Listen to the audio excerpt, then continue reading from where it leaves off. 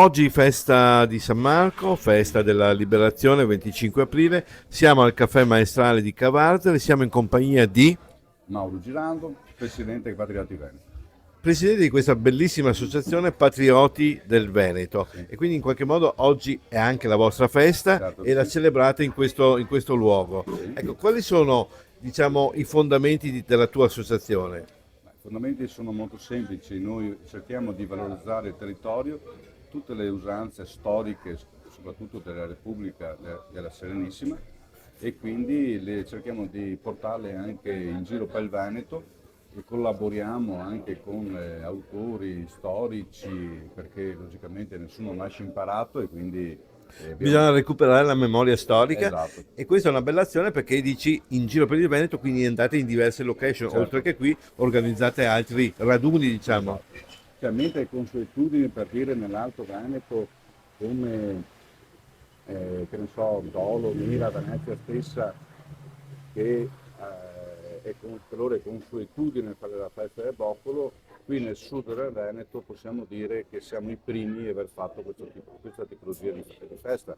Come per esempio abbiamo festeggiato il Caude Anno, perché la Serenissima, l'anno nuovo, il Caude Anno, era il 1° marzo, quindi dopo è stata tolta con l'avvento di Napoleone, si è adeguata all'Europa, eccetera, eccetera. C'è una bella, prima mi hai accennato una bellissima storia Mhm. che in qualche modo richiama proprio il boccolo. Oggi Sì, è anche consuetudine associare la festa di San Marco al boccolo di rosa. E da certo. dove arriva questo? Allora, c'è un certo Tancredi, logicamente nobile, che voleva sposarsi con la figlia del doge, quindi parliamo più di 1000 anni fa, si arruola contro i Saraceni in Spagna, muore in battaglia e casualmente, cadendo da cavallo, cade su un rosetto, in poche parole.